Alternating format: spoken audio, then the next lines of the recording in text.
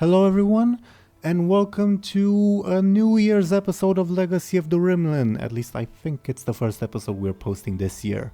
I'm pretty sure. Anyway, Yeah. Thank you, suspiciously new person.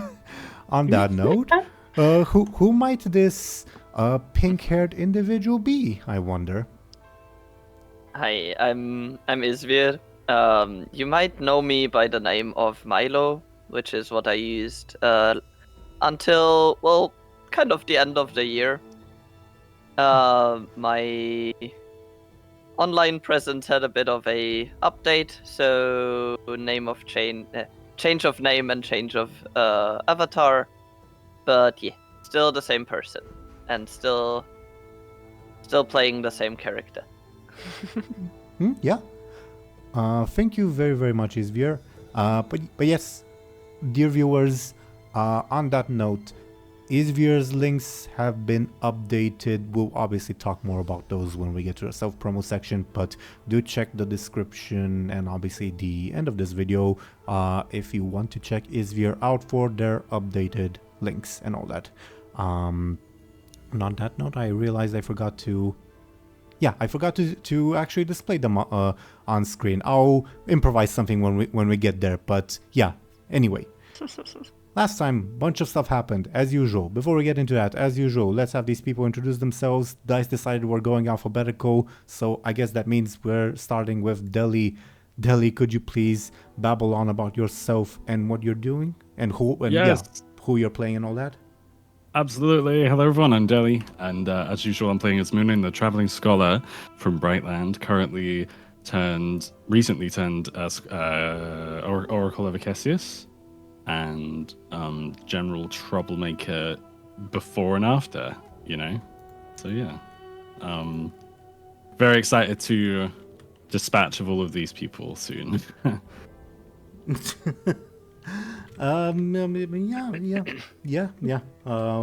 What else can one say about that? Thank you very, very much, Dely. Then, thankfully, the alphabetical order is unchanged even with the name change, which means that Izvir will be next to introduce themselves and their character. Could you please go ahead?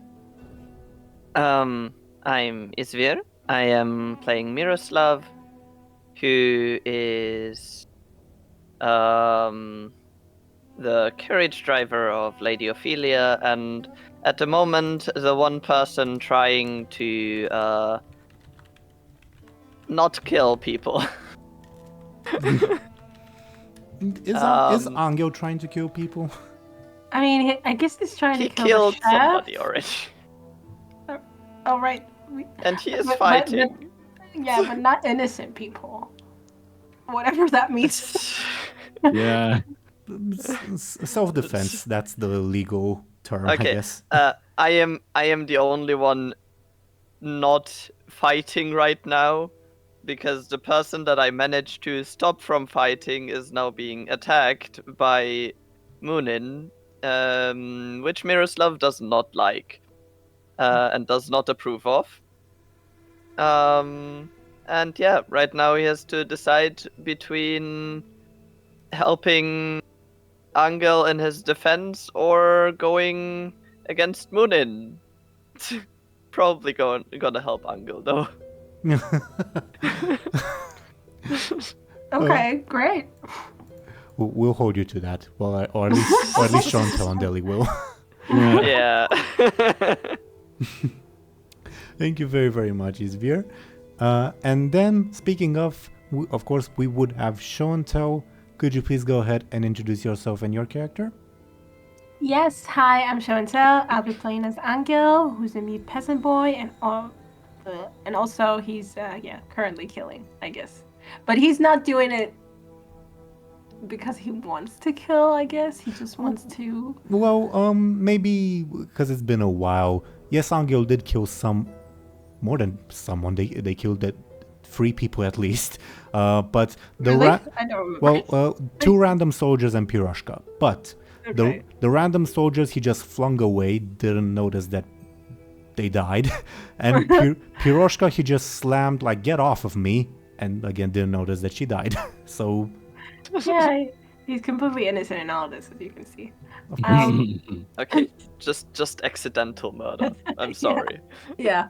Although I do feel that his fight against the chef has become kind of brutal, to be honest. So Yeah. He runs an iron kitchen and all that. I think that's the name of the show. Anyway, thank you very, very much, Show&Tell. So last time, as we briefly alluded to, a lot of the events of the last episode can be described as "and they fight." And yeah, I'm not going to sing the whole song as I usually do. What happened was, because of the previous time's compel, Ertuğrul decided to play more or less defensively. So instead of engaging in a duel with Muninn and Anghel, he regrouped with the soldiers, told them, hey, get in a formation, and they did fire shots at you guys, which were fairly dangerous, I should say. Otherwise, the duel between Miroslav and Cimbric continued. Miroslav tumbled him into a vase. Muninn killed a guard and took their weapons, and then promptly lost them. I think if I remember correctly. Oh no! I'm dumb. You took weapons because you lost your previous weapons. Now you have fancy new weapons. Duh! I'm an idiot. Anyway, and also the fight between the chef and Anghel continued. Anghel heroically took the sword that he had stuck in his back, as you do, and tried to attack the chef with it. The chef easily flung it at Muninn. And just when the hour seemed the darkest and the forces of Mordor bear down upon the gates, so to say, the horse entered the fray in the most typical manner with a very loud and wet fart. And proceeded to poop all over Piroshka's body and the spilled food, and then suddenly was no longer there when bullets came flying and appeared behind the soldiers and proceeded to smear the floor behind them in poop as well, for strategic reasons, of course. Meanwhile, during the struggle, Cimbric finally noticed that Piroshka was dead, screamed, and decided to run away. Muninn got a message from Acacius, hey, kill that one. Like the servants, they're gonna stay here, but that one's gonna run far away and they're gonna spread the word, so kill that one ASAP. And Muninn thus made it their top priority, not necessarily per their will, to kill Cimbric, much to, as mentioned, Miroslav's displeasure. Other than that, what else happened that ought to be mentioned? Oh yeah, Ribob left after a half-hearted attempt to calm things down. You don't know where he went. Izvir last time had a very much better idea than I have of where he went. That unfortunately I cannot apply because I've already decided where Rebob's going. And what else? Yeah, pretty much it's just the fighting continued, and that's where more or less where we left off, with the horse behind the soldiers, Muninn trying to kill Cimbric much to Miroslav's displeasure, and Anghel engaged in a struggle with Pohomaj. Although notably, last session, Anghel did manage to inflict some, at least emotional damage on Pohomaj, because this is one of the very first times that someone has defied this head chef person. So there you go.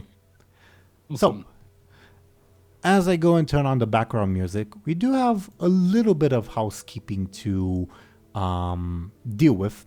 Namely, we mentioned last time, partly because both myself and Deli forgot, that Muninn would have left their books somewhere else, because they're very, very big and cumbersome and not very comfortable to carry into a battle like this. Well, and also even before a battle, into an infiltration mission per se. Now my question would be, where has Muninn left these books? And I am willing to grant Deli quite a bit of levity, quite a bit of leeway. Thank you. I keep forgetting that word. Thank you. On this matter, again, partly because I forgot. So the floor is yours, Deli. Where would Muninn have stashed those books? And depending on where that may be, I may have you do some rolls. Okay. I feel like the best sort of place that Muninn would be able to hastily hide these books is outside of the grounds of this sort of estate. So wherever they were before. So like I'm gonna ping the page, and I know it's outside the map technically, but technically speaking, like here or however out. Does that make sense? Sure, a bit farther away than that, just because the quote-unquote slave village, aka where all the servants and slaves live, extends a bit even more beyond this map, if that makes sense. But yeah, so okay, you would have hidden it sort of in the fields, fairly close to the slave village as you got to infiltrating this estate, correct?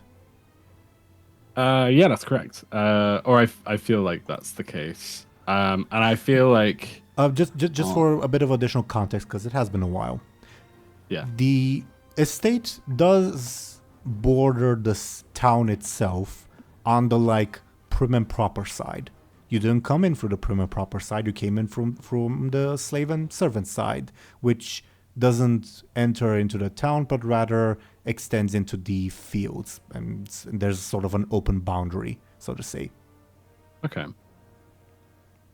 So in the fields, correct? As in if that's where I'd like to. Yep. Then yeah. I mean, I guess that makes sense. Sure. May I get a sneaky roll from you to see how well you've stashed those things?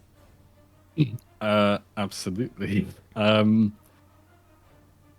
we are. And I got a 1. That is the number anyone would have to beat to find those, whether they be casual onlookers or someone specifically looking for those books, though that's obviously rather unlikely. Are you comfortable with leaving it at that, or would you like to improve your roll? I definitely would like to improve it. However, I feel like the only way I will mention, just because this technically happened before, you cannot use any of the advantages that you created for the battle, because they're for the battle, not for the book stashing. Yeah, that makes sense. Okay, no problem.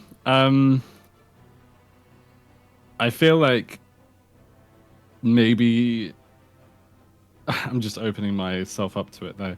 That's fine. Could I +2 with my fate point, and the stunt I'll be invoking, sorry, not stunt, aspect I'll be invoking is very distrusting and secretive. Yeah, but definitely, but if it's almost by definition, yeah. Awesome. And you're using it to reroll or to give yourself +2. A reminder, you got 3 minuses and a plus, so you got a pretty bad roll. I'm tempted to reroll, but then I could always get worse, couldn't I? Or this is the third worst possible roll, so there's 2 worse rolls and like 7, I think, better rolls. Okay, I like those odds, but I'm not gonna like it if I don't get. Could I re-roll and then regret it later if I don't get a good roll? You can Go for it. Okay. Your emotions are your own. Okay. New pair of shoes, baby. Let's go. Okay, a 2. So it's better, I guess. yeah. I still would have been better off than we're doing a +2, but hey, that's fine. Yeah. I'll live with it. This is not what I'm about to do next. Isn't with the intention of being mean, but rather because you hit them fairly close to the slave village and people do work in the fields. I'm gonna roll just a casual like +2, like a random slave or servant. Hey, would they happen to see those books while they're like going to their work or coming from their work, if that is okay? Yeah, okay. Nope. Oh, that's Nice. lucky. Lucky. Oh my god.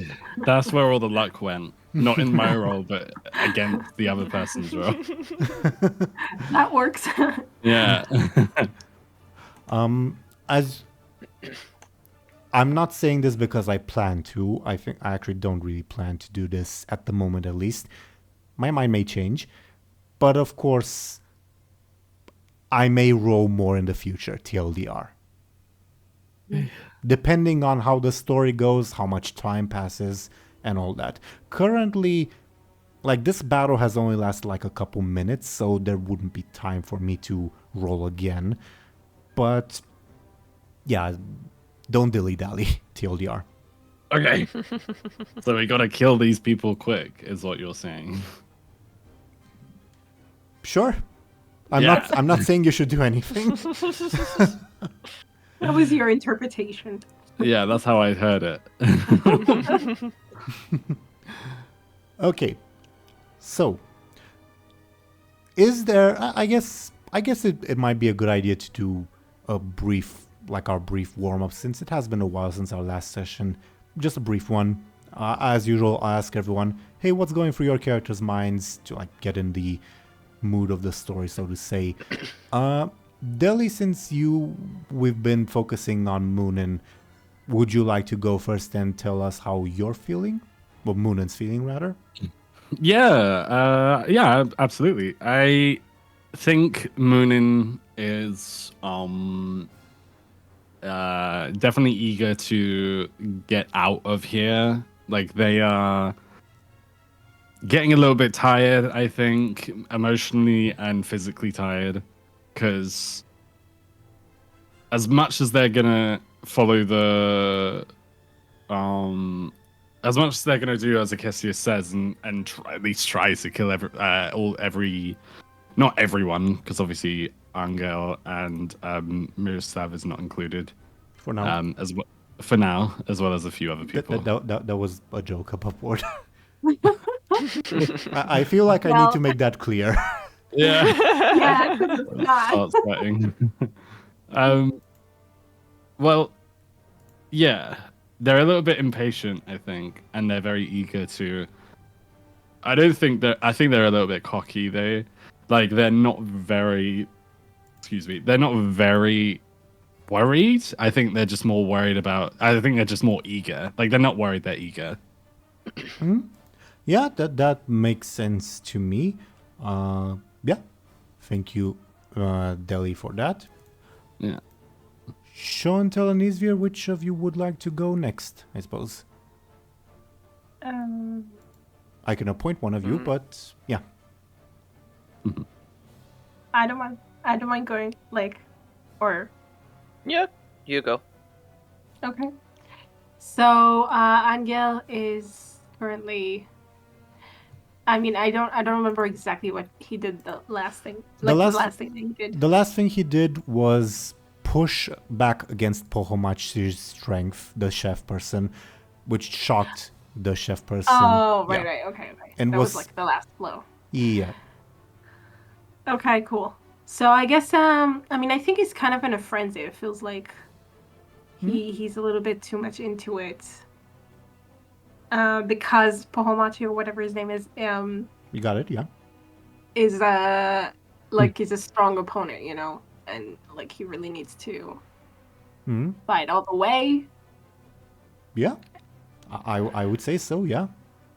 So he's kind of cut up in that. And yeah, hopefully he doesn't go too much out of control, but who's to say? We'll see. and I'll leave the meaning of that to you, of course. Thank you very, very much, Show&Tell. So, Izvir, would you like to tell us how Miroslav is feeling? I almost called Miroslav Milo. Miroslav is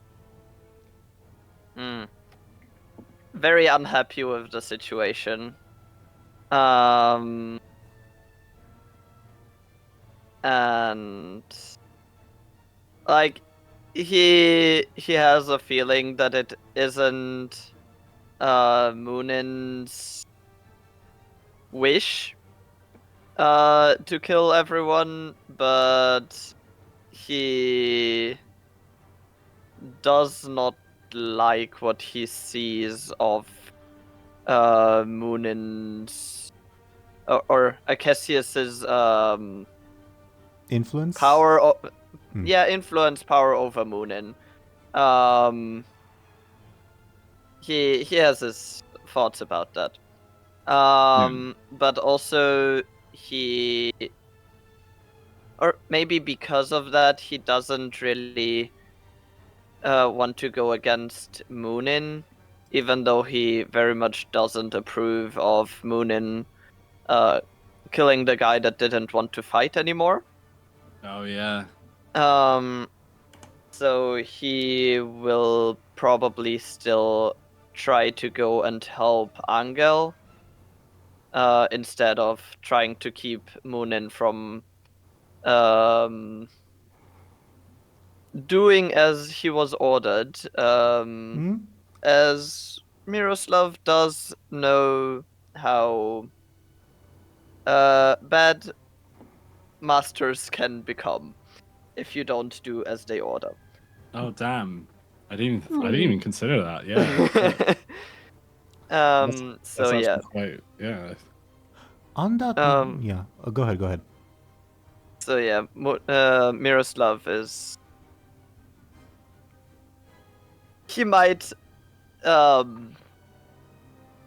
a few thoughts to Muninn after the fight, but right now it's more important to him that all three of us get out there, out of here. Hmm.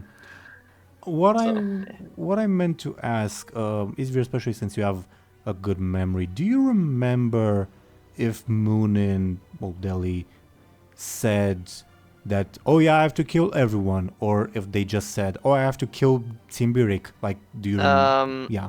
I'm pretty sure he said something along the lines of, everyone has to die. Okay. Yeah, sure. I'm fine with it. I'm just, I didn't quite remember. I do vaguely remember saying something like that as well. Or Yeah. Muninn said something like that. So that stacks up. Yeah. Yeah. Lovely.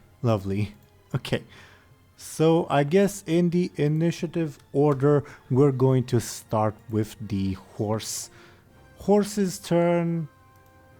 I think, because the soldiers just fired a volley at, well, but your group in general. So he is going to, I think, try to distract them in a way only a very sickly horse can, by, a very, very loud, wet, smelly fart right behind them. And holy shit, with a critical hit he does. Oh my god. That was one hell of a fart. I think it would give everyone pause. Maybe even Acacius, with how loud and smelly it was. Yeah. With that Oh one. my god, it's time for that puking one maybe. Yeah, a little bit. Yeah. I was wondering if we were gonna use it. But... Maybe. So, what's the name of this advantage? Sure, I'll just put it in unsanitary food, I guess, because that's the quote-unquote root cause.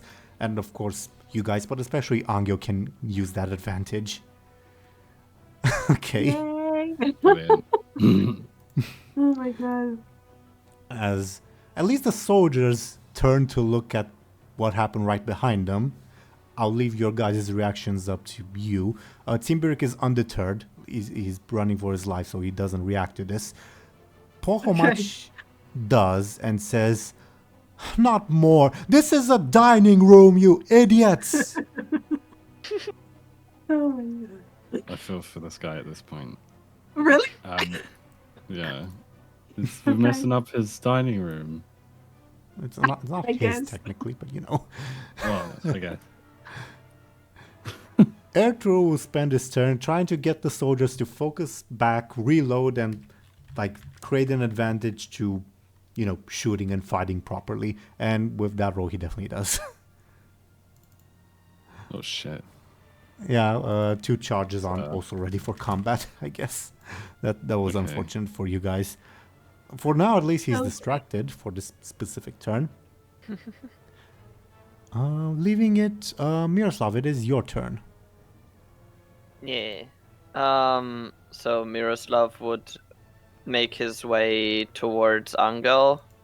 Feel free to click and drag your token if you'd like. Like I would, if I can go that far, I would go Mhm. like to Anghel. And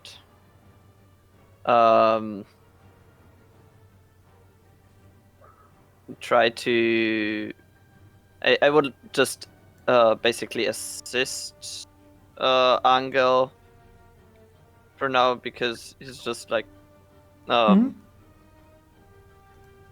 doesn't really know what to do against the chef and doesn't want to attack first. Sure. I'm guessing by assist you mean, well, in terms of game mechanics, and I guess in terms of narrative. Create an advantage. Oh, okay. I guess. Up to you, of course. Wait, I mean, if my brain could retain important things and not only small things that happened. Do you need a refresher on what assists mean in terms of game mechanics? Yes. It just means that until your next turn, Anghel has a +1 on all his rolls. Okay, yeah, then let's go with this. Okay, this does not require a roll. In terms of narrative, you obviously march right there. Pohomach notices you and yells at you, "Get back in the kitchen!" I don't move. Then he'll get ready to smack you too. Maybe, we'll see on his turn, of course. Yeah, Anghel, you feel confident that for now at least you have a bit of backup. And let me write that you have a +1 so that I remember. Okay. Anything else on your turn, Miroslav?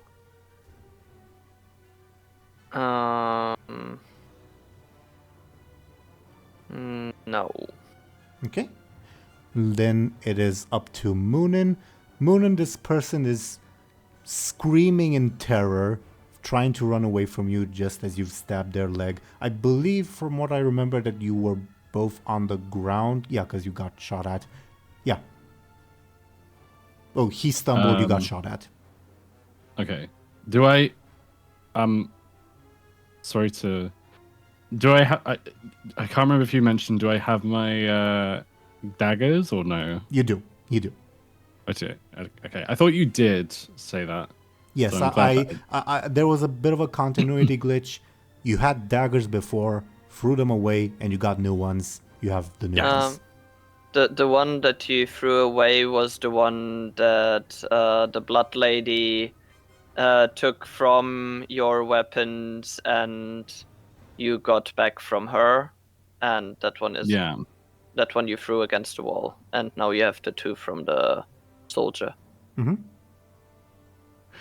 Okay, that makes sense. Cool. So if I've got 2 daggers, I'd like to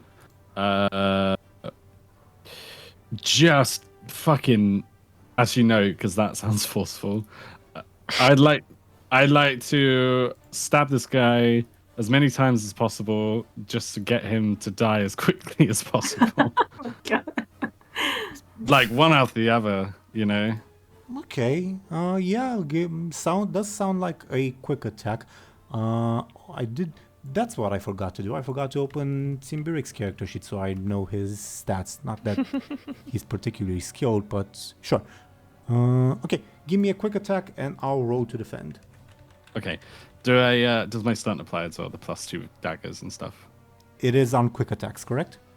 Yes. Then it would. Awesome.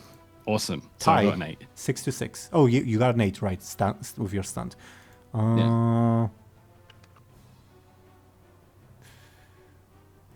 Timbiric will use his charge of desperate escape because he's desperate to make it a tie. Okay.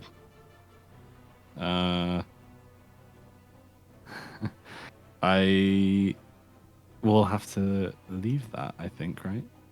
Because there aren't any. The only advantage I can see is unthreatening presence, and that Muninn definitely doesn't seem unthreatening right now. I feel It would also be up to Izvir if you would be allowed to use that. There's also the horses things, but I'll leave it up to Show&Tell if Muninn could use that for this. Well, I won't be. I won't be offended if you say no. like I feel. I don't know if it's just what you're going to say, but I also feel like I don't know if it fits. Is that what you're going to say as well? I was more thinking about the fact that I'm not sure I'm on the side of killing everyone. Okay. Okay, fair enough. That's understandable. Yeah, and I don't okay. think unthreatening presence would fit as you're actively stabbing him. Definitely not. Mm-hmm. Okay, so I'll. I mean, leave it then. Time is you could advantage. maybe use the stabbed in the back from Timberick. No, that was already used. That's why DX is within the brackets. I had it backwards in my brain. Okay. Not open, but like nothing between the brackets means available. X means it has been used. Yeah. My brain just had it wrong. Okay. But yeah, that makes sense. To leave it as that. So you do gain an advantage. Where would you like to put it? You have a bunch of advantages, or of course you could create a new one. Could I use add a could I +1 the quick blade advantage? Yeah, Does that make sense? You will get the free invoke on it. Sure. Awesome. In terms of narrative, again, you try to stab this Timberic as fast as possible. He desperately tries to run away. I think both of you are crawling on the ground, unfortunately, in the broken ceramic pot. I don't think you managed to injure him, but he's, I guess for now, unable to just stand up because you still have him not cornered, but under pressure, let's say. Okay. Awesome. I guess as far as narrative and stuff, like Muninn is like, you can see on their face they're getting really frustrated and almost like it's becoming personal. They're pissed off. They're pissed the fuck off, but they don't say anything because they're so focused in killing this guy. They're Mm-hmm. May I get a careful from you to see if you notice something? It'll be a difficult roll, just because you are tunnel visioned. But let me check the wording on your stunt. Requires a sharp eye. Your eyes are closed, but it requires a sharp eye in the metaphorical sense. So I'm open to allowing that. Okay, I'll be happy with that. So I get a +2 on this, or no? Yes, by a stretch, but yes. Okay. So I got Not 4. enough. Not enough.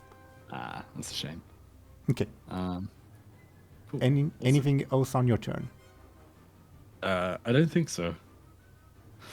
I think, nothing that Rebob can or will do this turn, meaning it's Bohomach's turn. I think I'm gonna roll a d2 to see whom he is more pissed off at, and if say the fact Between that Anghel and Miroslav, correct? Miroslav. Yep. Yeah. And also maybe Anghel momentarily intimidated him and he wants to vent his anger somewhere else. Who knows? One is Anghel, 2 is Miroslav. Let's see how it goes. Miroslav. Okay. Oh. He yells at you, get back in the kitchen. You stand your ground, so he tries to chop your arm off with his cleaver. How do you defend yourself? Oh my god.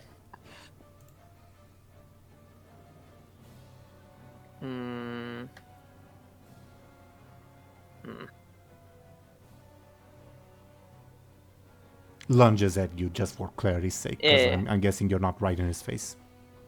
No. How would he defend against that? I don't have the metal plate anymore, I'm pretty sure, because the last thing I did was throw a ceramic pot thing shard at Pohomaj, so You'd be correct. It wasn't a particularly effective shield anyway. You'd feel pretty confident that it would not be able to withstand such a forceful, no pun intended, attack with a cleaver. Yeah, I am aware.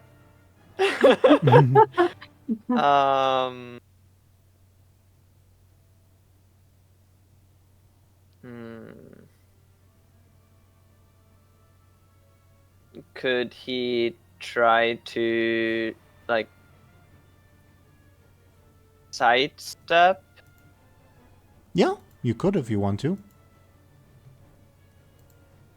I also forgot to add an important detail. I just did. Oh. What? Feel free to... Eagle-eyed viewers, well, obviously they'll see what I'm doing because they can see my mouse, but you guys, feel free to take a moment to spot it. Anyway, yeah, do you want to sidestep the cleaver attack? I want to, yes. Good eye show and tell, but yes. Give me a quick, please, Izvir. That is a 6. A good roll, not quite enough, as 3 points of damage come in your direction. Damn, it's good though.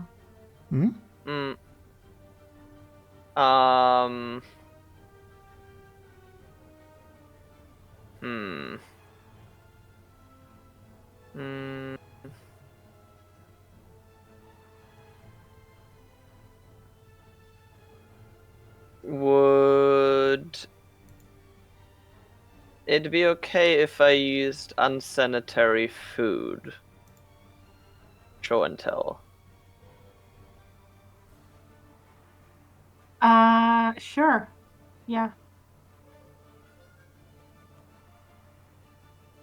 You also have your own advantage from Yeah. before. Like, I think it could help you too, but if you prefer... The unthreatening presence? Yeah. Maybe, yeah, I mean, I could use the unthreatening presence as in... oh, you want to use both, maybe? No, I will leave one of those just because it will probably take some more time with the chef. I have the feeling. I do not disagree, just that there... Of course, feel free to do what you like, but there isn't much of a difference for you between taking 1 damage or 3 damage, because you've already taken your level 1 stress. Oh, true. There's also the bruised ego, if you want to use that. True. Oh, true, I could use the bruised ego. I'm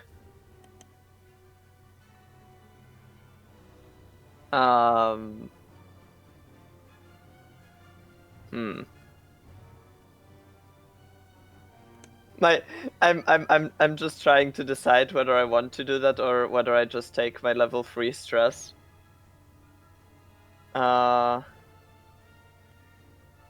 think I will take the stress, actually, because it was a good roll. Sure. Yeah. He lunges at you with his cleaver, given your refusal to get back to the kitchen, quote. Obviously, he doesn't quite chop your arm off as he intends, but I think he does leave a nasty gash in your shoulder as the cleaver bites fairly deeply. Obviously, not enough to physically impair you, but it's a big ouchie. Yeah. I said, get back in the kitchen! That was his turn. What a Simbiric's... dramatic way to end. Yeah, it's Simbiric's turn. He's trying to GTFO. So he'll roll his quick. this is to create an advantage. I think the difficulty will be like the difficulty that he'll have to beat will be Munin's opposition. If Muninn, of course, wants to oppose, and in cases wants them to oppose. So Muninn, how would you oppose this? It's Imbrig's attempt to scramble to safety. Muninn would give chase, I feel. Well, you're both on the ground. He's trying to crawl away, scramble, get up. Obviously, his leg is in pain. So, given... Maybe Muninn would aim for, like, let's say he gets up for a second or something. Muninn would aim for his, like, either his Achilles or, like, you know, when it's called, we call it chicken legging, but I know that's not what it's called. Where you hear, like, where you punch someone's, or you punch someone's, like, calf muscle, basically. Okay. Muninn would probably aim for something, you know? Sounds either careful. I was gonna give clever, but the way you worded it at the end, you're definitely going more careful. Okay. I will go with careful. You rolled badly, so you don't have much of a hurdle to face, but let's see it. Okay. Okay. Yeah. So again, this was his attempt to create an advantage. He critically failed. That's not quite the right term in terms of game mechanics, but it's close enough. Meaning that Muninn gets an advantage. Awesome. In terms of narrative, obviously he tries to scramble up to get to safety. You nip him in the Achilles heel, as you mentioned, and he just collapses to the ground, continuing to scream in terror. This is what happens narratively, I imagine. Where would you like your advantage, Deli?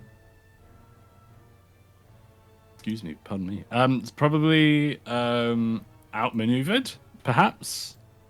Because I don't think Muninn would have cut him, maybe. Or maybe they would have, I don't know. But, yeah, well, outmaneuvered. you did something that was enough for Zimbrig to trip over. Yeah. So his maneuver is outed, I guess. Yeah, I guess so. Yeah. Okie dokie. That was his turn. Soldiers. Yeah, I guess they will try to distract themselves away from the horse and reload their weapons to fire at whomever. They'll spend their turn creating an advantage pertaining to that, and it's just too strong of a smell. Instead of reloading, and in spite of Ertuğrul's orders, a few of them like move. Ew, this is ew. They notice the poop line behind them. The line starts breaking. Even though this is a life and death situation, Ertuğrul screams at them to get back information. The horse just stares at them. Oh, horsey. Indeed. I love the horse. No servants here, meaning it is Anghel's turn. All right. So Anghel. Wait. What happened with Miroslav? Like, is Pomachi like distracted by him? I mean, or- he I just attacked me, so I guess he's not completely focused on you right now. Pohomachi's cleaver is in Miroslav's shoulder at the moment. Oh shit. Okay, I missed like what happened there. Okay.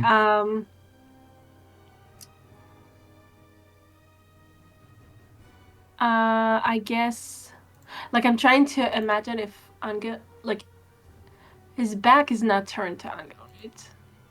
No, not quite. Yeah, he would see you with like his peripheral vision, but that doesn't necessarily mean like peripheral vision is still not your main vision, so to say.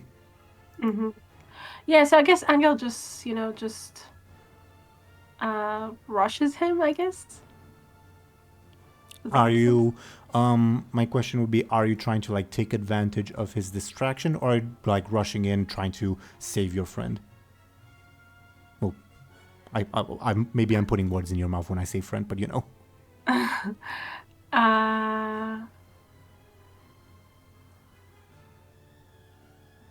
think it's like, like I'm trying to think of what kind of state of mind Angel's in. Can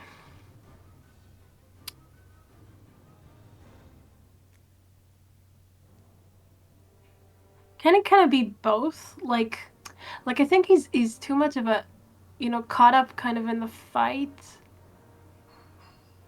That it's not purely trying to protect Miroslav, but it could be partly a little like. Okay. I'm asking partly because you have a stunt that may be relevant, and partly because I need to determine what you would roll. With your description, it's definitely not sneaky. I was like, if you're trying to aim for his blind spot specifically, that would have been sneaky, but we're past that. He's just trying to force him away from Miroslav. Like, I don't know if he's trying to protect Miroslav because it's Miroslav or just, he's just like... Okay, then I'm leaning forceful. I was undecided between forceful and quick, but I'm leaning forceful. Okay, great. Forceful. And I guess it doesn't count for the stunt then? I'm thinking it's close enough that it does. Yay, okay, great. You got an 8, he got a 9. How annoying. Are we leaving it at death, or? No. Let's use his bruised ego, I think. Okay. Sad. That would be 1 point of damage, because you are at a 10 to his 9. Mm-hmm. Where is his... Oh, right there, okay. 1 point. Yeah, sure. He doesn't have advantages that he can use, so it would have to be fate points. Yeah, I'll spend a fate point, because like 1 damage is pretty much the equivalent of 2 damage for him, so it's like extra bad. So yeah, he will spend a fate point to mitigate that. Okay, then I'll use the horse's... one of his... Unsanitary food? Okay. Yes. I'll not dump more fate points at the moment, so sure, he will take the damage. What happens in terms of narrative as you rush this fellow and presumably get him away from... Oh, you also have your assist. Not that it matters, but you know. Like, it's same outcome. It's same outcome, but yeah. Oh, it's the same outcome? One damage is the same as 2 damage in this situation. Right, but then maybe I don't have to use... Wait a minute. If you don't use the horse's thing, you gain an advantage instead of damaging him.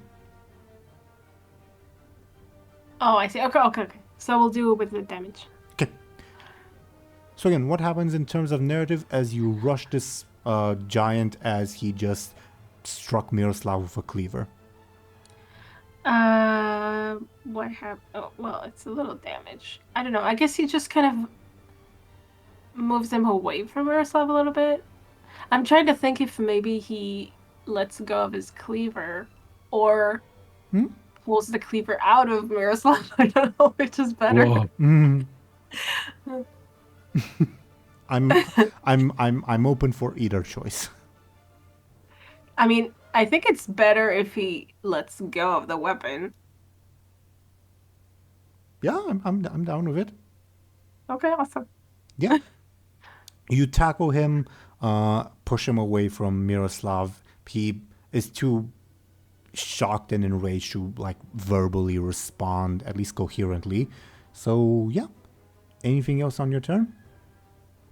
Great. No. Would you like always Thirsty to become involved? No. Probably for the better. Okay. Yeah.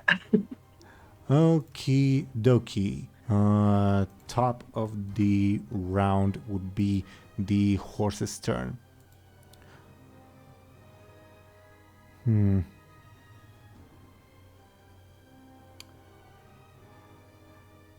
Should the horse go on the attack? I wonder.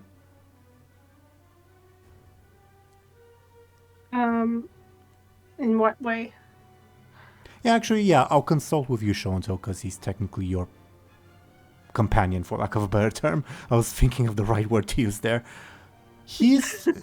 I think he would notice that he's having an effect on, like, the soldiers, but not so much on Ertuğrul. So he was thinking of trying to either bite or poop on Ertuğrul or otherwise do something in that manner.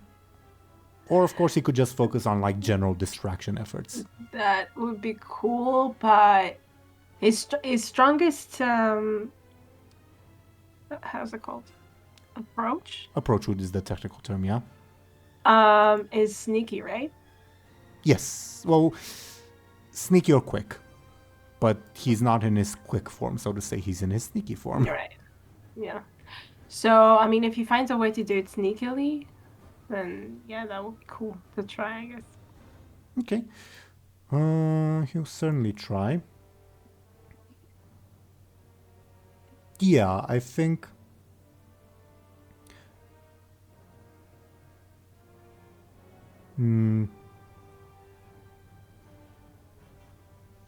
Yeah, I think he'll go for appearing sort of behind Ertuğrul as he's trying to order the soldiers and just kicking him in the legs to try to unbalance him. So that's his sneaky attack. I'll oppose with Ertuğrul's careful. Ertuğrul is not as careful as he is forceful, so yeah, Ertuğrul takes 3 points of damage. Ooh, let's go! Nice. Nice. Hugh mitigated with a charge of also ready for combat, because 3 is kind of bad for him, so he'll only take the 1. But he nevertheless trips, but now the horse has garnered his attention. Stupid animal, says in his native language, which unfortunately Anghel don't understand. Anghel understands the gist. Yeah. Or not, I don't know if he even listens, but yeah. Yeah, that's yeah, the difficult part. Speaking of, it's his turn. Whose turn? Ertuğrul's turn, I mean. Oh, okay. I think, yeah, from his perspective, you realize that there's, at the very least, this horse is smarter than he looks. There probably is more going on, but there's not time to think about that. So Ertuğrul, I guess, just try to pull out his dagger and stab it in the neck. No! Shit. Try to, anyway. Let's see how it goes. Yeah, the horse defends itself as it quickly backs away. Damn it, that was dangerous. Was. Yeah, holy shit. Safe to assume Ertuğrul will not leave his back open to it anytime soon. But that might mean that he'll leave his back open to you guys. Who knows? Miroslav. Yes. I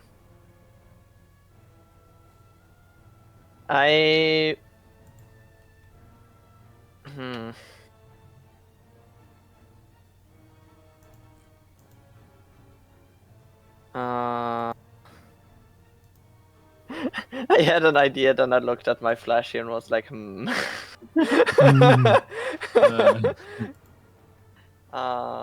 Never say never. Yeah. Bohomaj let go of the cleaver, right? Yes, it is in your shoulder. Youch. Could I get it out of my shoulder and swing at Bohomaj? Yeah. I would interpret that as a forceful attack.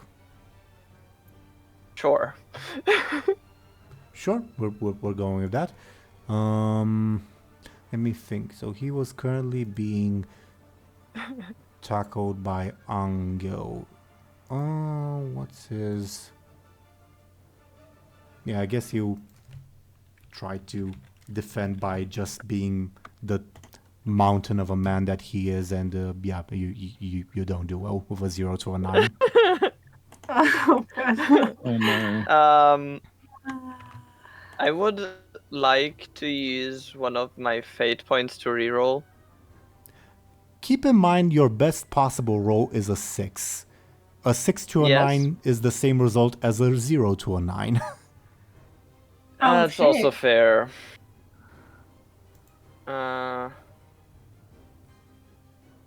No. Because a 6 to a 9 would be that I take my 4 damage. Oh no, right. I am the You're one attacking. attacking. You're Yeah. attacking. I was just like, wait.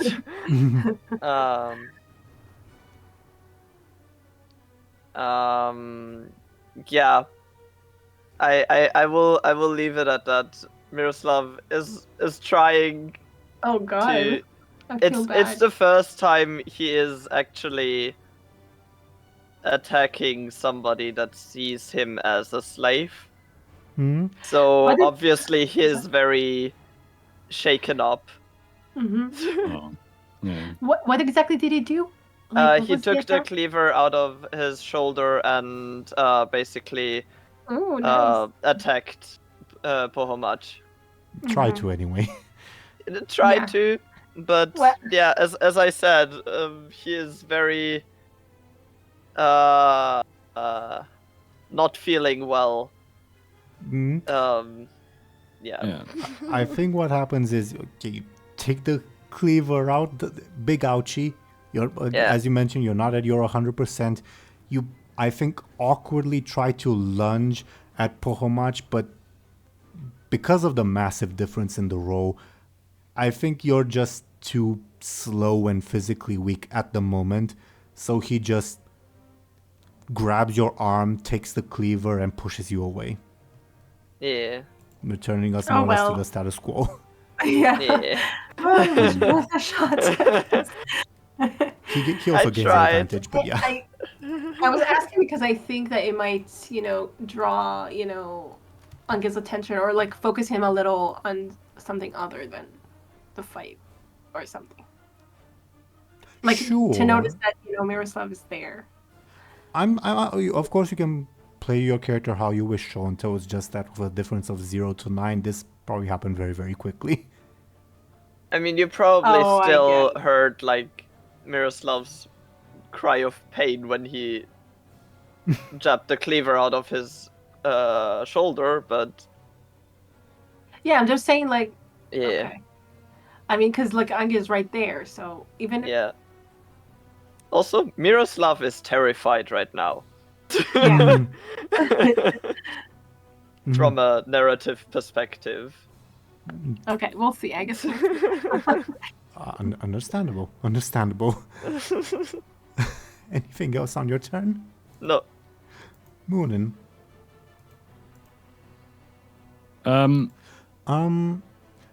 I think this is a good time to mention for Kessis to address you, not Dely, Muninn, but you know what I mean. Yeah. You hear his. I was trying to think of an adjective to describe it, but it's too complicated. So his voice in your mind as he says, "They're finish them off quickly. If not, I'll have to take drastic measures." Oh boy. Kind of nervous to even ask what he might mean by that, for fear of. I'll drop you a hint in our in chat, but I would urge you not. I would urge Dely not to disclose it. Muninn, we'll talk about it, but Dely, please don't. Okay. Secrets. And- Yeah, and Muninn gets this feeling. You said, like Muninn gets the gist of what you just told me. Mm-hmm. Okay. I would also tell you that Kessis would prefer not to do this. Okay. This Oh, is a boy. sort of last resort. So that's something. We're Regardless. Sorry. I'm just saying we're toast. Like if like I don't think we're the people here will come out of this alive. But okay. Yeah. Obviously, I won't say anything, but what Teeironor sent me isn't good. So, Oh boy. yeah. I like that. I like that. So okay, in that case, Muninn, I think we'll pick up at the pace a little bit. Very visibly, they would just completely let me just check a few things because I want to see if I can really pick up the pace. What's influence depending?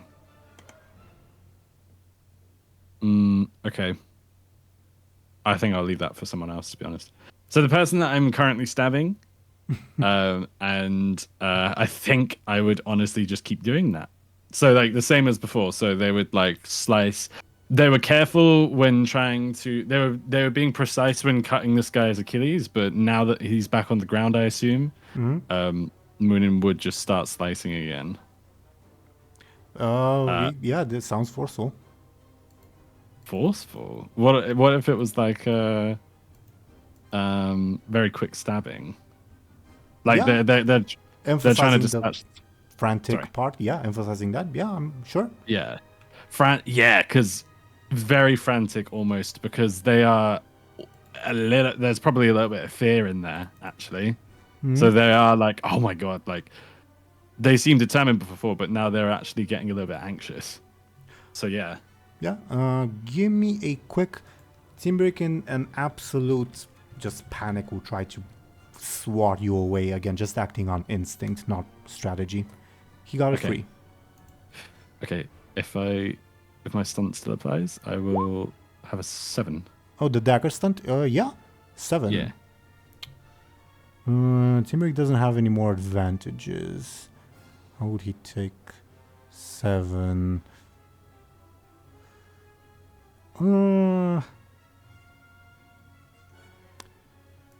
Am I willing to dump fate points on Timbrick? Like I, the DM, because Timbrick doesn't have much of anything. I guess in fairness, I should sort of reserve it kind of 1 for Pohomach, 1 for Ertrul, and 1 for Timbrick. I already did for Pohomach, so I guess in fairness sake, I'd have to do it for this fellow. Meaning he'd only take 5. 5? No, 2 damage. So, or, yeah, 2. Yeah, 2. Why did I think 5? Because I rolled a 5, maybe? Yeah, you're right. Yeah, I'm done. Yeah. So, I mean, yeah, right. Yeah. You took the thing. so if the way things stand, he would take 2 points of damage. And his not fate, but like okay, yeah. So he's got a 2 and a 2 and a 6 left. Is that right? A 2 and a 6. A 2 consequence, a 2 stress, and a 6 consequence. So he'd take his level 2 stress. If we're leaving it at that. Okay. Because Muninn's very frantically trying to get sorry, background noise.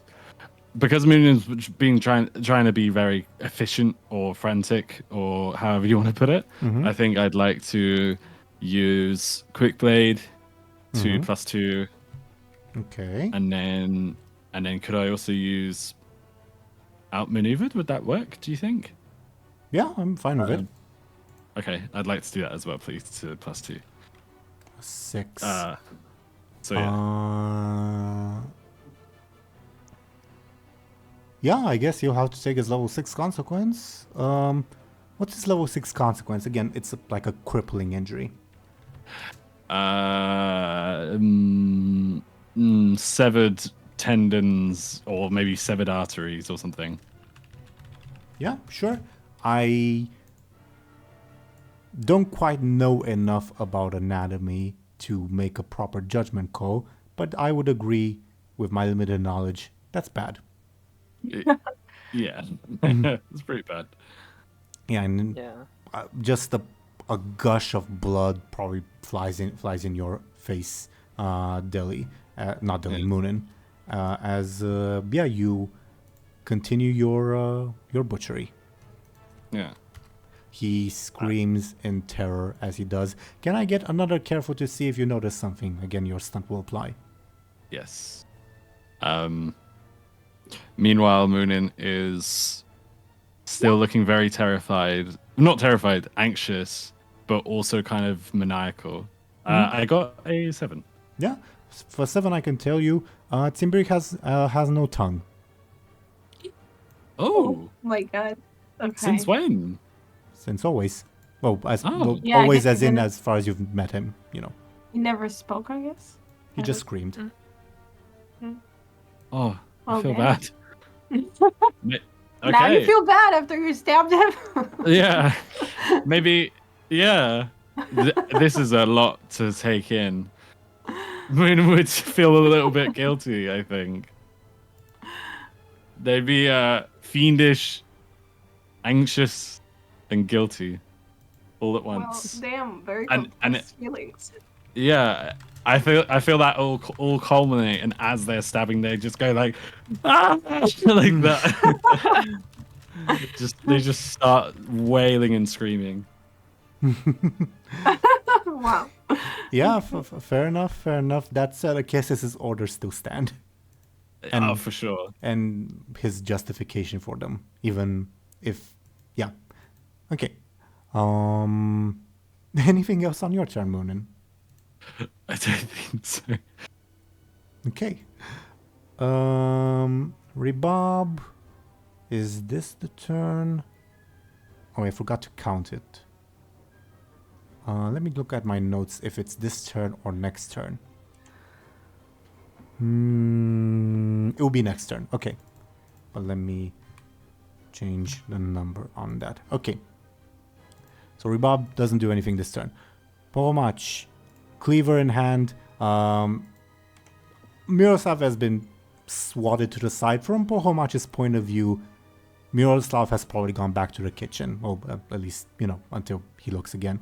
So, focusing in on Anghel, he will say, and you take a mop and clean this mess up. As he just, I think, in this close range, probably just headbutts you. Oh my god. Okay. An 11 headbutt. Sheesh.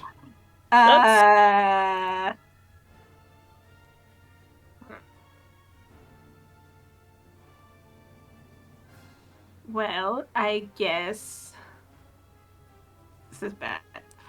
Let me see.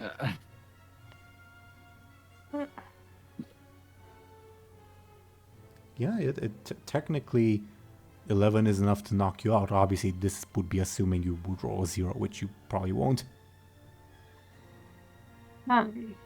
Okay, then I guess.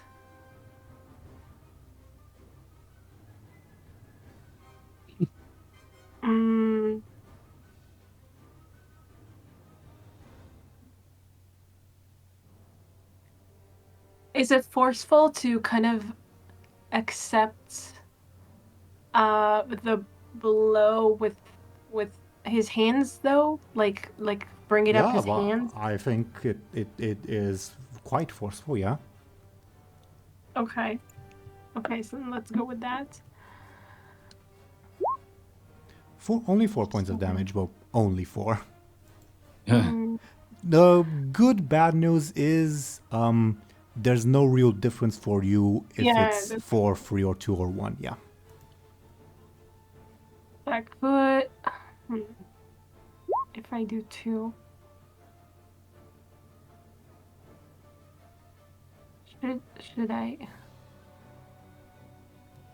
Should I save it up?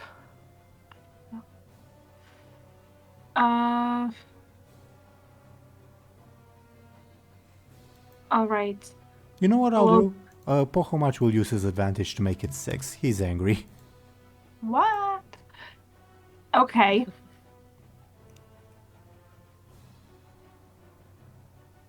Then I guess I'll use the horse's advantage. Sure, making make it it a 4.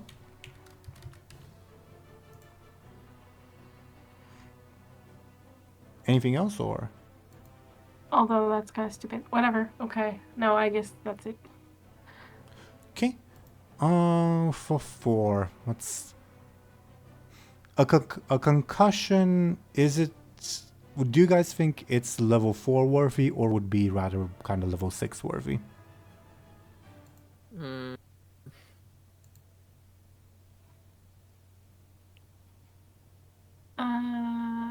It depends how bad of Yeah, maybe like a minor concussion. Yep, sure. Minor concussion. I'll call your level 6 consequence. Not 4 consequence. My bad.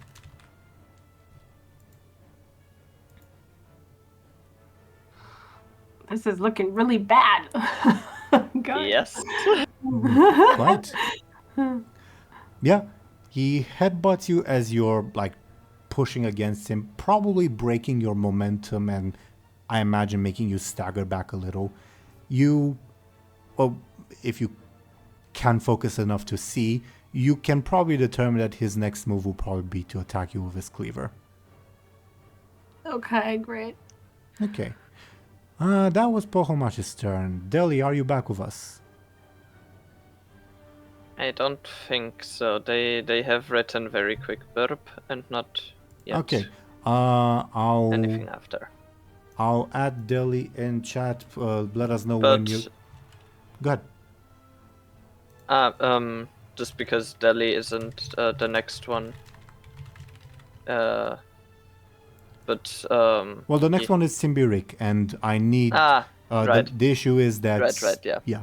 Simbirik will do something that will probably require Deli, Muninn to oppose. So Yeah. we'll momentarily, I think, skip Simbirik and then return to him when Deli comes back. Okay? Yeah. My brain just confused the person whose turn it was again. So I thought it was Angel's turn, so it was like it's still some time until Muninn.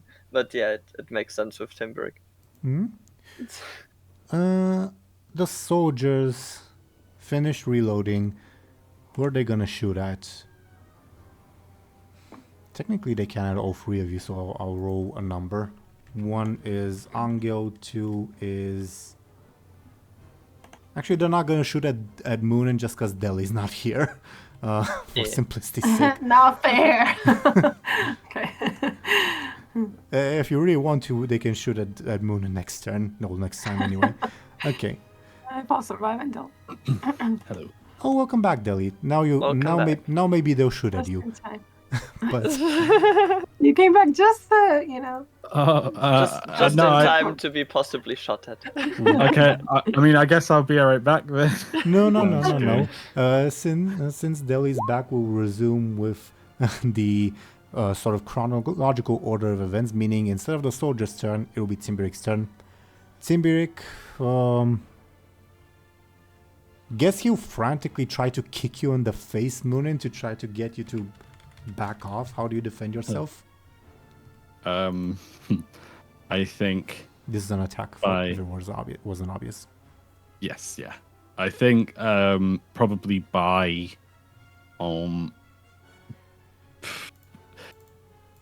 the thing that comes to mind is I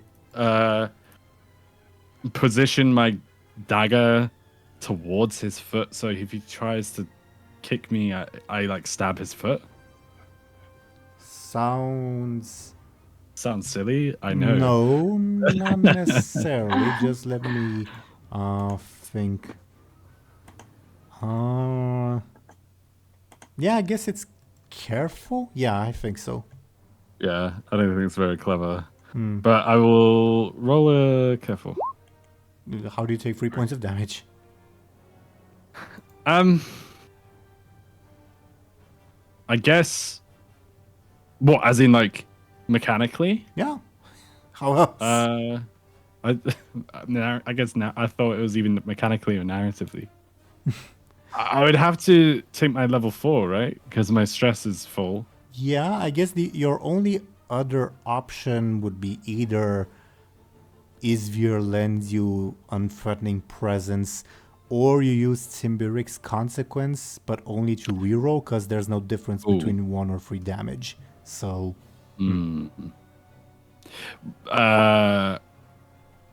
So the possible outcomes. So the highest possible roll is 7, right?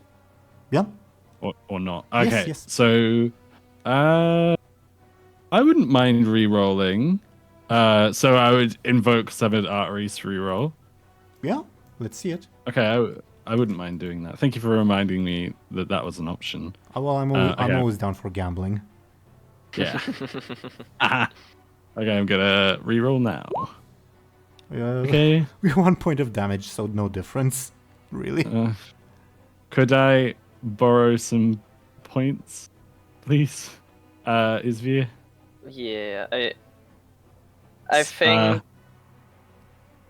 Yeah, I think you can take the unthreatening presence if you can make it work. Yeah, that's the second part.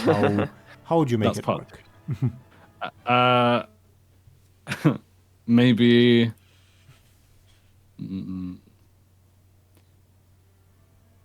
To be honest, I didn't think it would work. Maybe I can feign. Although I don't know if that technically changes my role or whatever. But maybe like part of the unthreatening presence is like I feign for a second that I'm letting up, and that would like give I don't think Team Break a false. I do not think it would change your role. No. Okay, it doesn't really work. Like make sense, but in my opinion, anyway. I just can't think of another way of making it work. So maybe I stop stabbing him for a second while he's fighting. I think it's fine. I think it's fine. Are you using it to give yourself +2 or to reroll? I'd like to give +2. Sure. I'd like to do that. The only reason I was hesitant is because I was seeing if Team Brick had some way to counter that, but I don't think he does. Technically, I could spend a fate point. Okay. Now I did make my own arbitrary rule that I'll like distribute a fate point between these 3 important NPCs, but it's just an arbitrary rule that I can break at any time. So should I break it? It's up to you. I mean, did you tell us about the rule? Yeah, I mentioned did. it. Yeah, I didn't hear it. Basically, that I have 3 fate points for the session, so technically 1 should go to Ertuğrul, 1 to Pohomach, and 1 to Tsimbirik. That said, it's just an arbitrary rule in my mind. Should I break it? I don't think so for 2 reasons. Tsimbirik's main focus is to get away, not necessarily to hurt Muninn, so he's not necessarily that committed to the attack. And second of all, I think it's more interesting if Muninn's awake if and when it comes to Cassius going for the desperate option. If and when. So we'll leave it at that for now. That was Tsimbirik's turn. With a 5 to a 4, kicks at you, but you avoid the kick. Continue as you were, I suppose. So the soldiers. Those are the next ones. I'm gonna roll D3 to see whom they will shoot at. 1's Anghel, 2 is Miroslav, 3 is Muninn. Miroslav. Oh no. As you're pushed away, the soldiers unleash a volley in your direction. How do you defend yourself?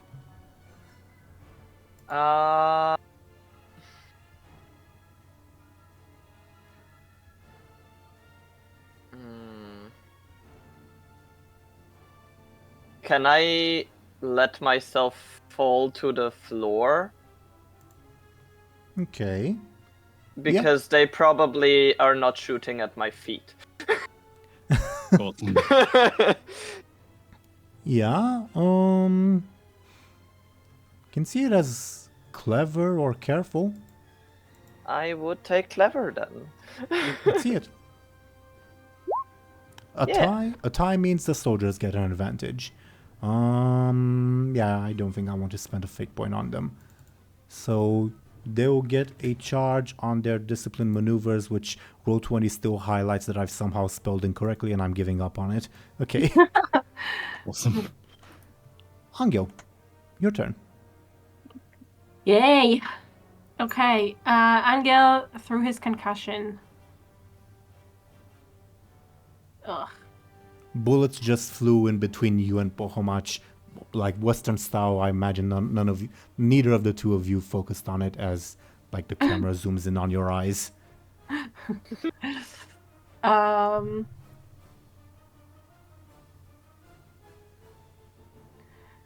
I think Anghel might try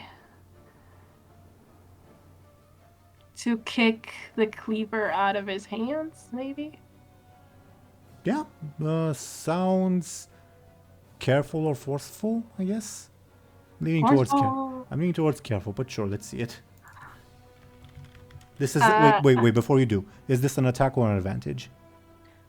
An attack. Okay. Oh god. Ooh, good roll, not quite though. Very good roll, Okay, but not quite.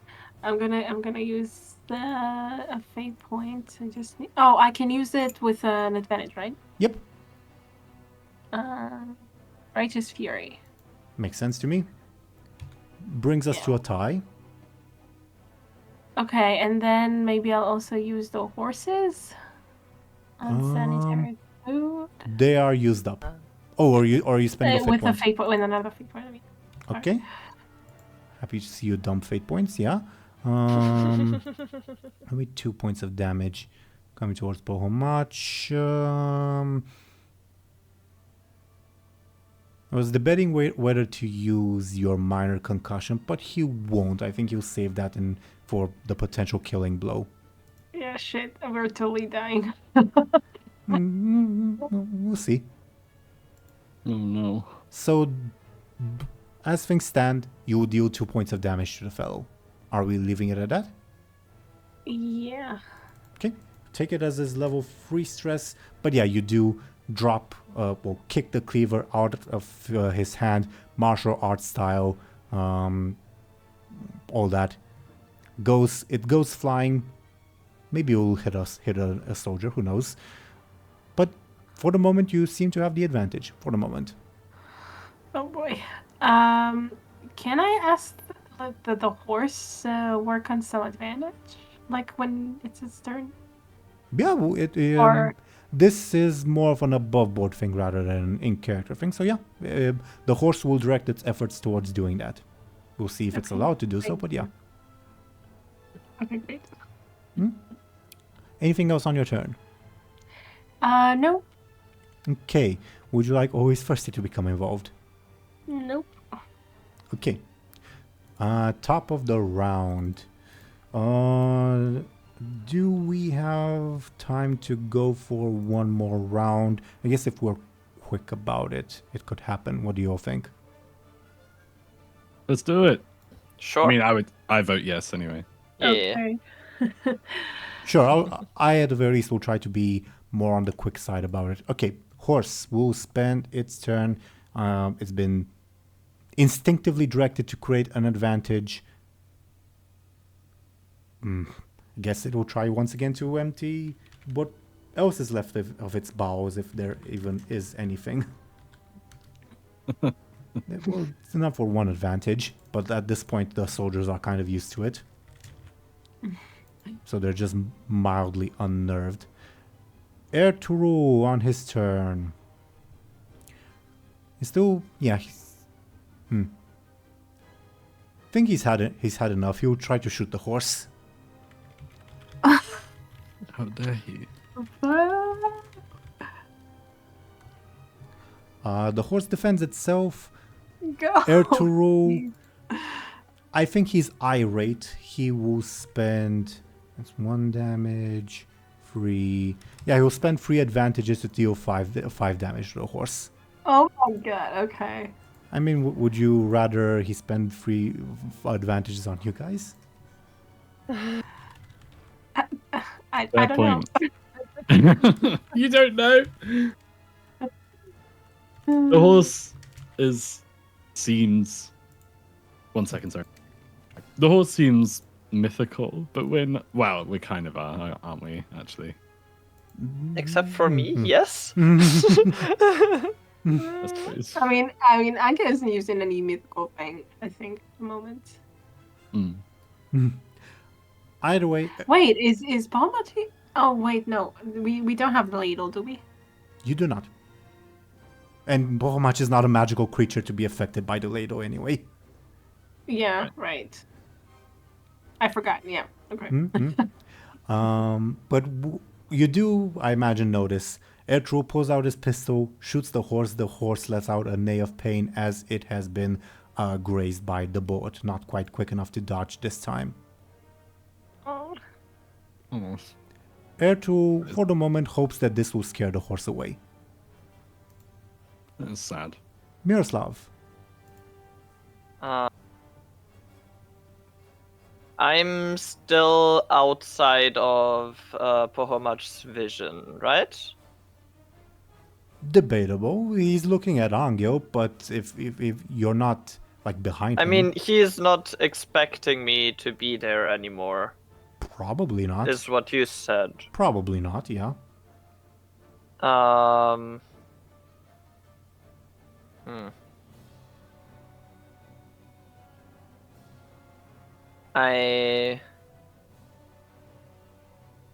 I would get up and I would try to like punch him beneath the ribs. Okay. Let me check something. Or Okay. Yeah, I can see it as a careful, clever attack. Your choice. I will take the clever for reasons. Sure. Let's see. Let's see if you maybe a different strategy would be best with a 1 to a 9. Yeah.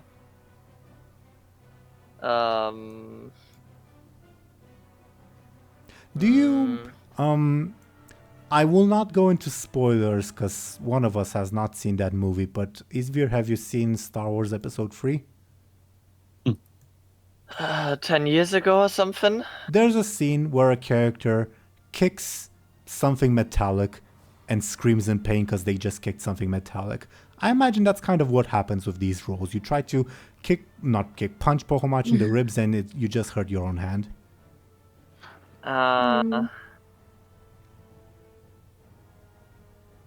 Could I use a fate point on, let's say, controlled footing, to reroll? How would it help you? I'm not opposed to it. Just give me a bit more. I'm not opposed to it, but how would it help you? Give me a bit more. Like he would position himself so that he has more power in his swing. Makes sense. So you're using it to reroll? Yes. Let's see it. It's a 4. No difference mechanically, but yeah. I tried. I'm not dissing you. I'm just telling you, updating you. I know. I'm just like, eh.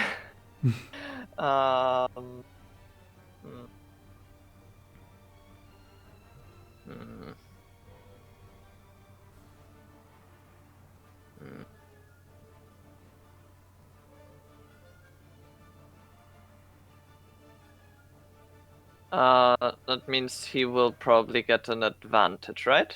Yeah.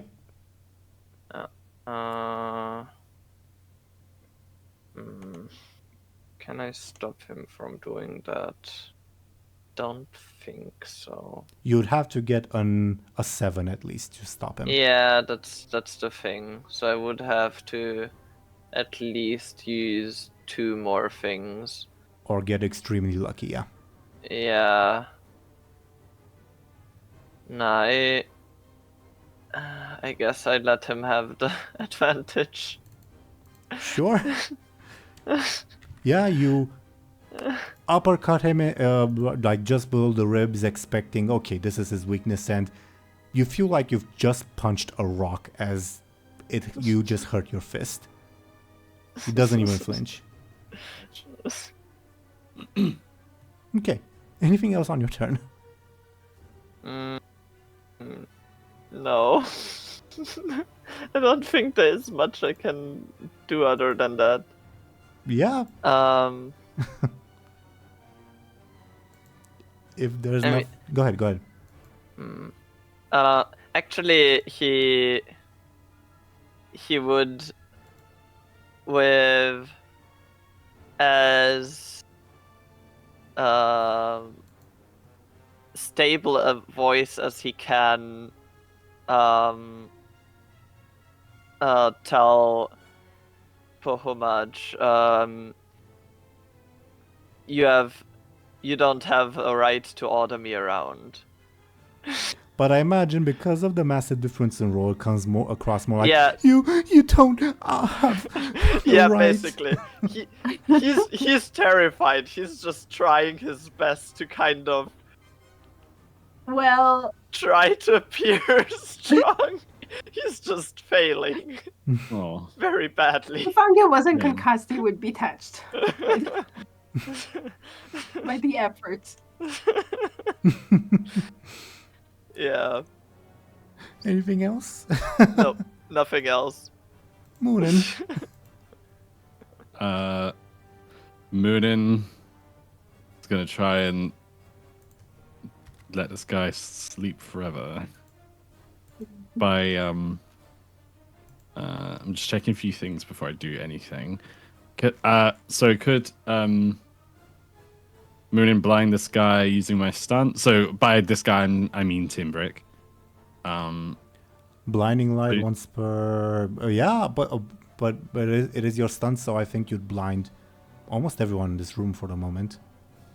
Oh, Well, it would mechanically only affect Timbrick, but narratively, it's a very bright light. You would flash everyone.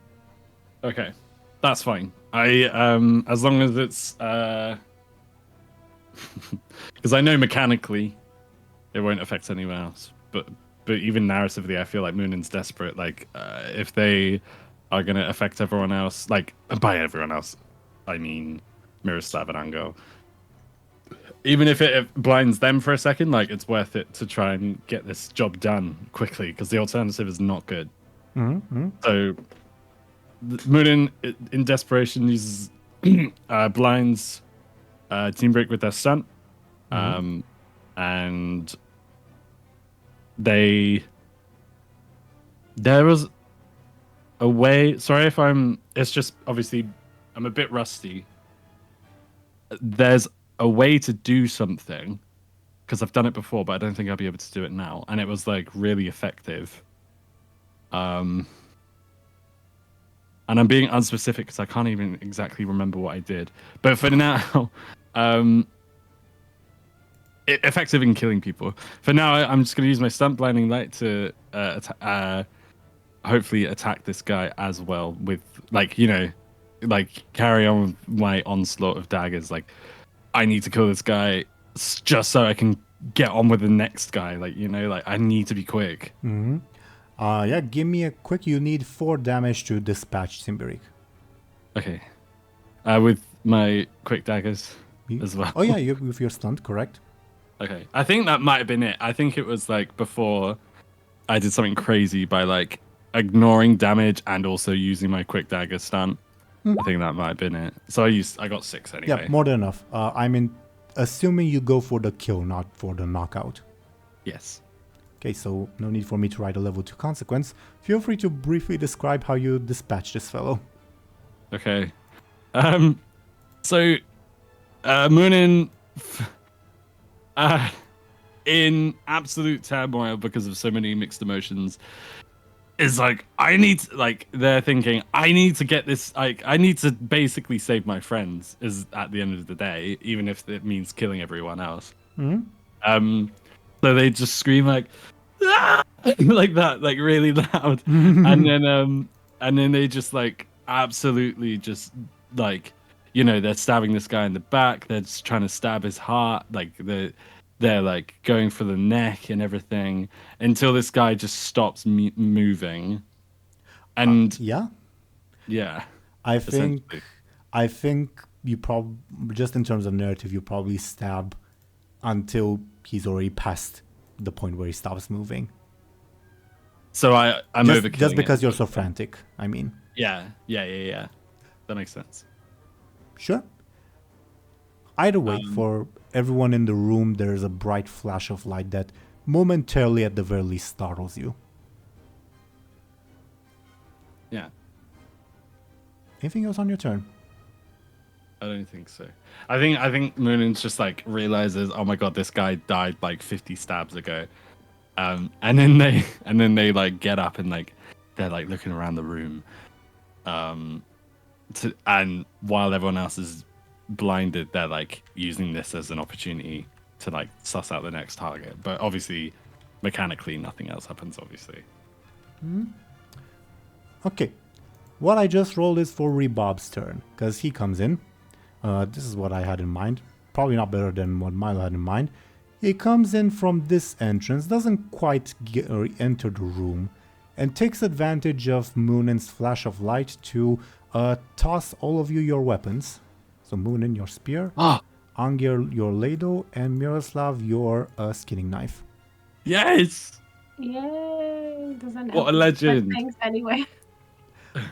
Since he's doing it subtly, I don't imagine there's an elegant way for you guys to catch it, but at the very least, though, your weapons are at your disposal to more or less easily pick up. Okay, cool. Fucking awesome. Hell yeah. Muninn is like, yes, now I have war daggers. Yeah. I'm gonna 4 in each hand. No, 2 in each hand. Actually, no, 3 in each hand because I've got 6. Well, it's also your spear. Muninn And becomes plus the Wolverine. Yeah, and a spear in my mouth. Sure. Okay. I don't think I was gonna mention how the shaft of the spear is too big to fit in your mouth, but then I realized how that could sound. Either way, to clarify, the 8 that I rolled is Rebob's sneaky, the 6 is Ertugrul's careful. So Rebob is unnoticed while doing this, except for maybe you guys. Anyway, Pohomach, on his turn, is frankly annoyed by you, Miroslav. He realizes, okay, Anghel's the main threat, but I'd rather deal with this annoying fly, so he'll just attempt to break your face with a punch.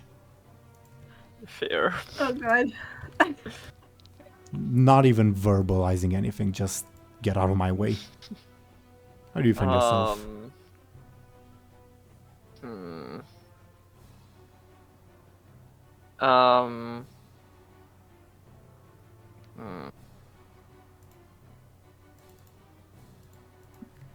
Miroslav would like put his arms in front of his face to kind of like buffer off the punch. Sure, sounds like a forceful defense. Sadly, yes. How do you take 9 points of damage? Oh no. I think your face is truly I broken. would Yes. like to... Wait, does it make a difference if I take 7? Yes, it does. I would like to use one of my fate points to use distraction as the light of Muninn happens. Yeah.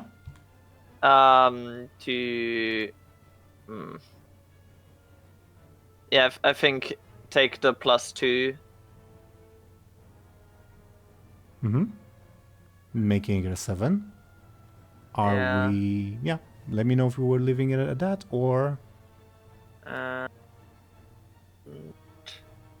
A controlled footing, maybe. With your other fate point? Yes. Makes sense to me. He will use the Butcher's Fury to inflict the damage. So 7.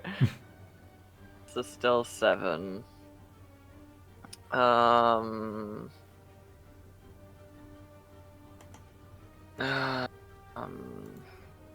Well, you're out of fate points, so the only thing you can do is the horses thing, or yeah, it's just the horses thing. or Rebob's willing to lend you one of his advantages because he tossed you the knife. I'll take it. Oh right, I have my knife. But yeah, I would take one from Rebob. So we're back at 5, if I'm not mistaken. Yeah. So I will take my 2 and my 4. Okay. Your level 4. Your level 2 consequence will be Bloody Nose. I think that's the easiest way to say it. Your level 4 consequence will be Dislocated Jaw, I think. Sure. Yeah, your face is probably punched in. Yeah. Yeah, no, it could have also been like a broken wrist or something. Wrist? Since Oh, because you tried to parry with your... yeah. Right. But I'm also fine with dislocated jaw. Yeah, I think, yeah. That was his turn. The soldiers... Is this their Is this their shoot at you turn or their reload turn? They shot at me last turn. Then they will spend the turn creating an advantage. Thank you for the reminder. Yeah, they get another charge on it. Okay. Anghel, and unless always first becomes involved, Anghel has the sort of last action of the show for today. All right then. So Anghel. You just saw Miroslav get his face broken in. Oh God.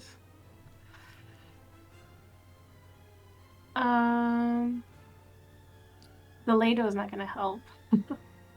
Okay, I guess.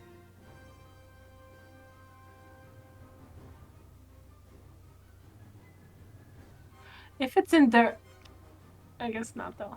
If it's like in direct relation to seeing Miroslav get hit, does it count as trying to protect him? Depends. What are you planning?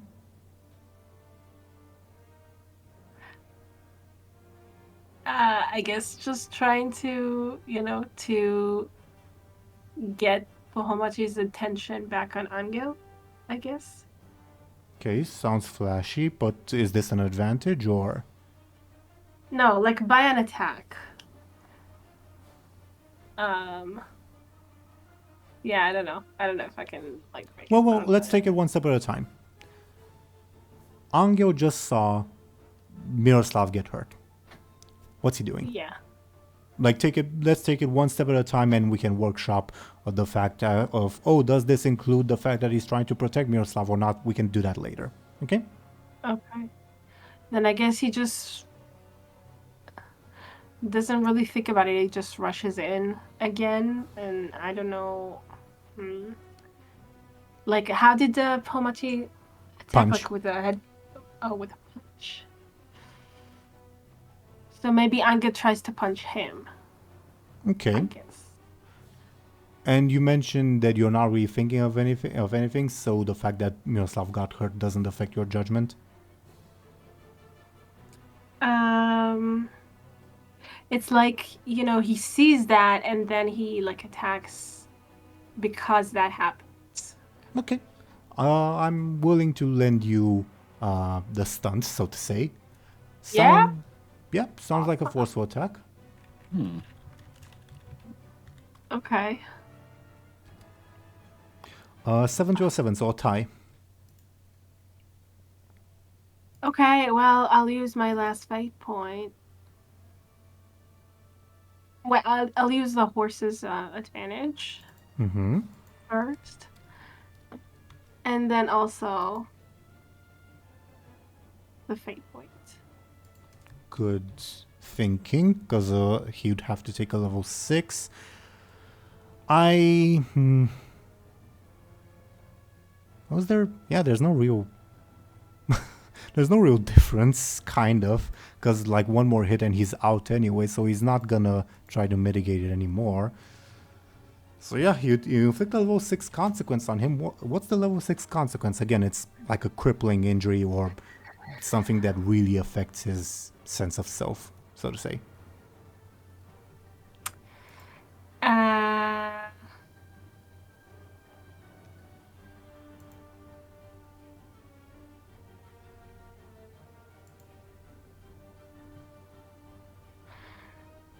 I don't know. It's a punch to the face, right? Hmm? He attempted to block it for context's sake, but failed. Yeah.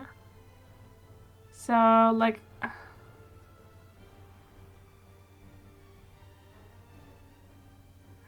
I mean, I don't know. I'm willing to go as far as to say you'll like pop out his eye or something. So Ew. Okay. a level 6 consequence is no joke. Yeah, I was trying to think of something that would be like strong enough. Pop out his eye. Ugh. Okay, I guess why not? and the actual wording on it. Blindsided? Yeah, I don't know. works. Yeah, as you...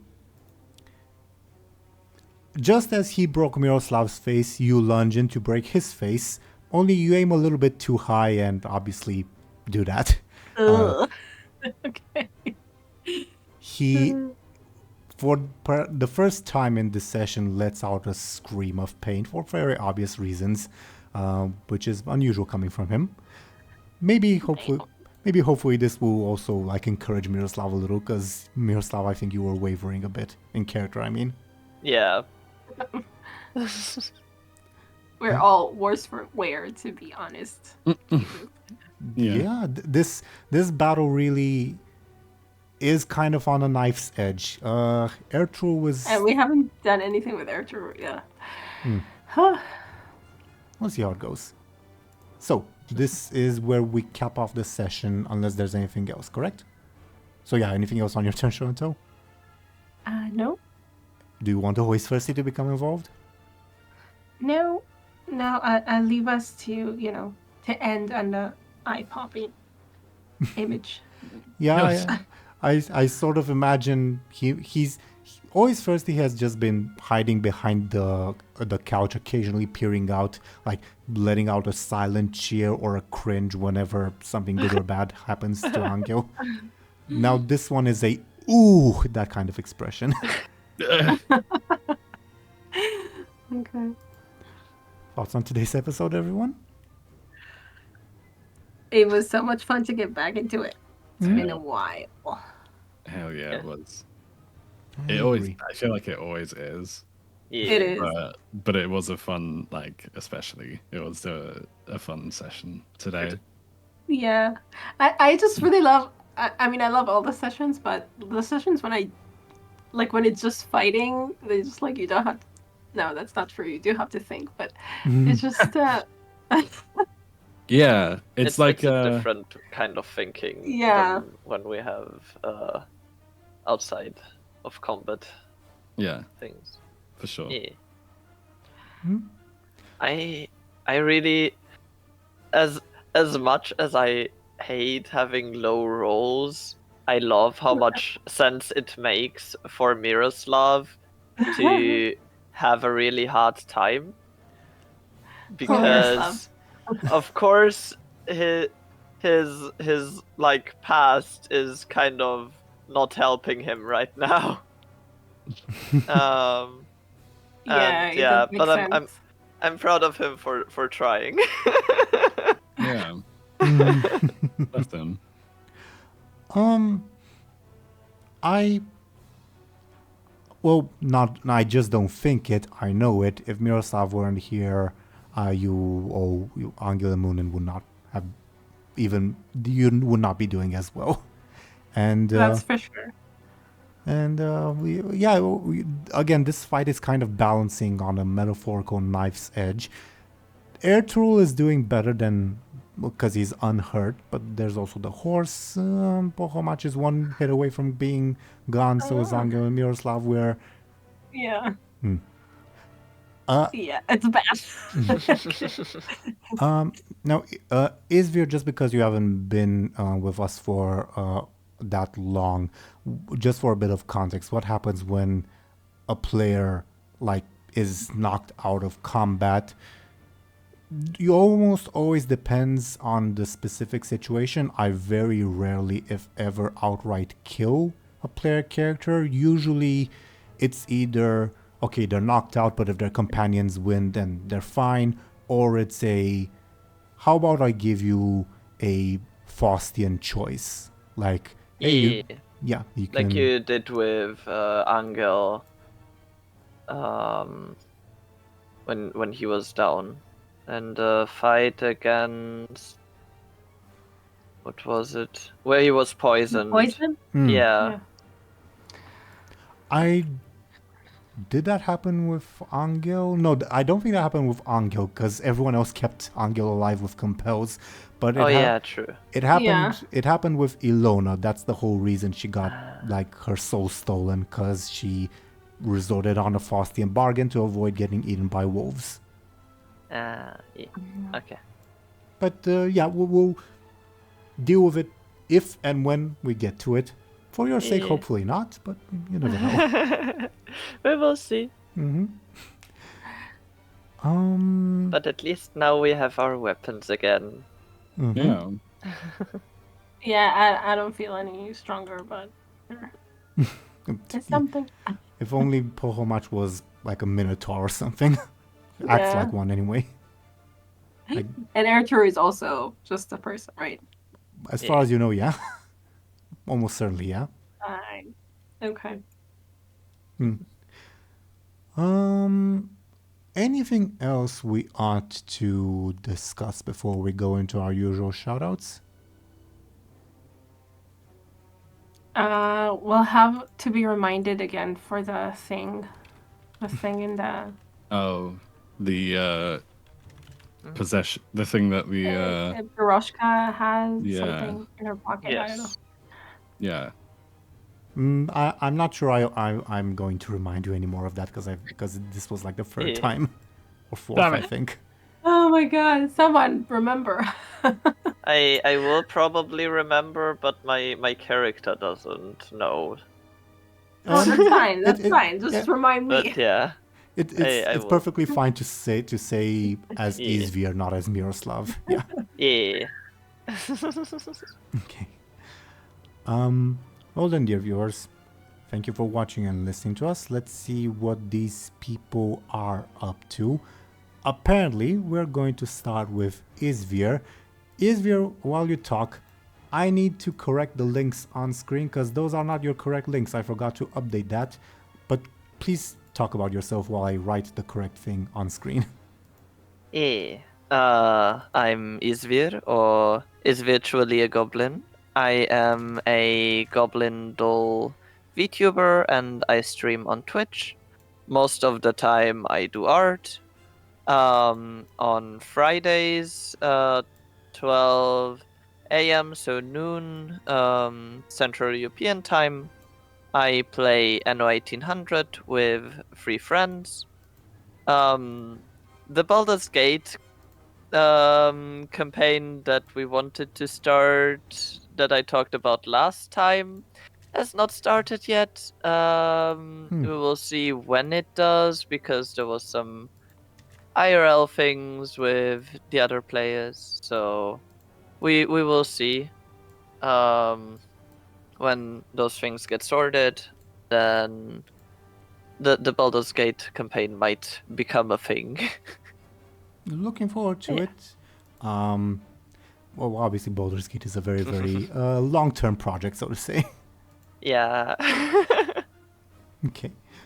Thank you very, very much, Izvir. Everyone, while the links on screen, I had to fix them on the fly. They will be fixed by next session, and the description will have the correct links, which is mostly what matters. So, yeah. Thank you very, very much.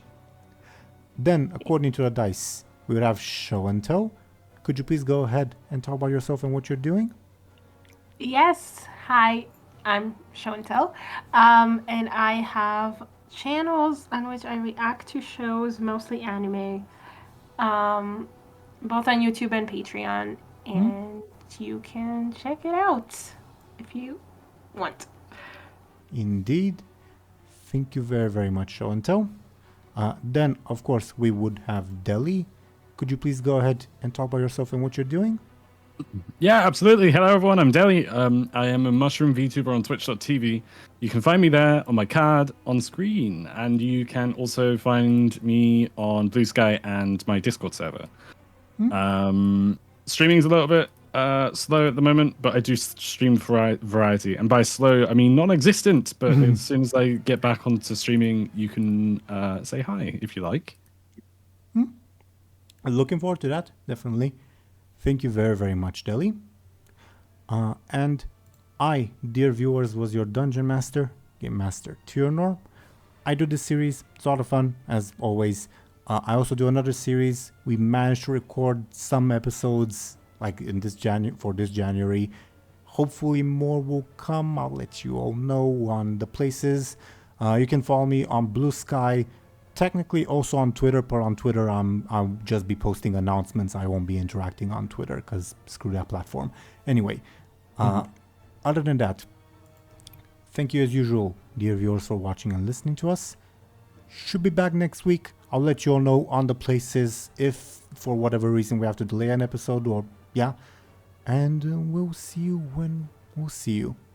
Goodbye, everyone. Bye. Bye. Goodbye.